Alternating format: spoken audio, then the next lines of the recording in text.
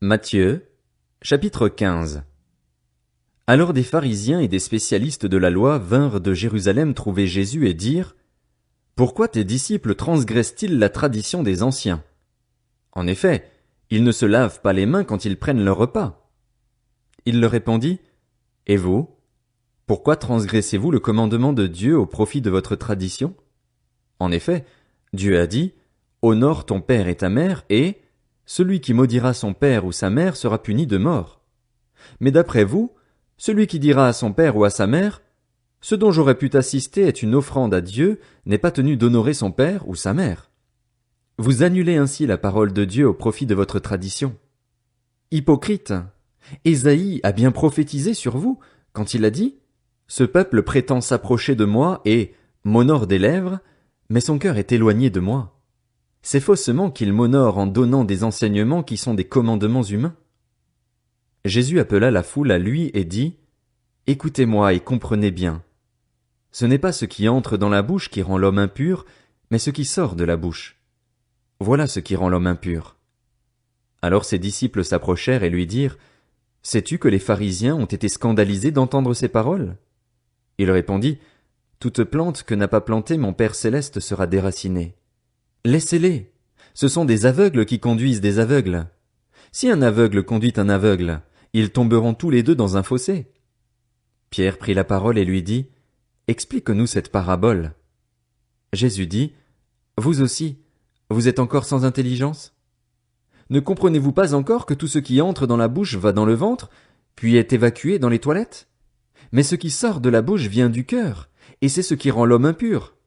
En effet, c'est du cœur que viennent les mauvaises pensées, les meurtres, les adultères, l'immoralité sexuelle, les vols, les faux témoignages, les calomnies. Voilà ce qui rend l'homme impur. Mais manger sans s'être lavé les mains, cela ne rend pas l'homme impur. Et Jésus partit de là et se retira dans le territoire de Tyr et de Sidon. Alors une femme cananéenne qui venait de cette région lui cria: Aie pitié de moi, Seigneur, fils de David! Ma fille est cruellement tourmentée par un démon. Il ne lui répondit pas un mot. Ses disciples s'approchèrent et lui demandèrent: Renvoie-la, car elle crie derrière nous. Il répondit: Je n'ai été envoyé qu'aux brebis perdues de la communauté d'Israël. Mais elle vint se prosterner devant lui et dit: Seigneur, secours-moi.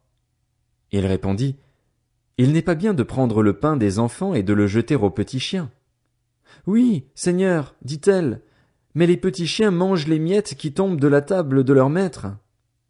Alors Jésus lui dit: Femme, ta foi est grande, sois traitée conformément à ton désir.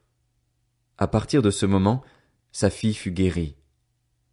Jésus quitta cet endroit et vint sur les bords du lac de Galilée. Il monta sur la montagne et s'y assit. Une grande foule s'approcha de lui.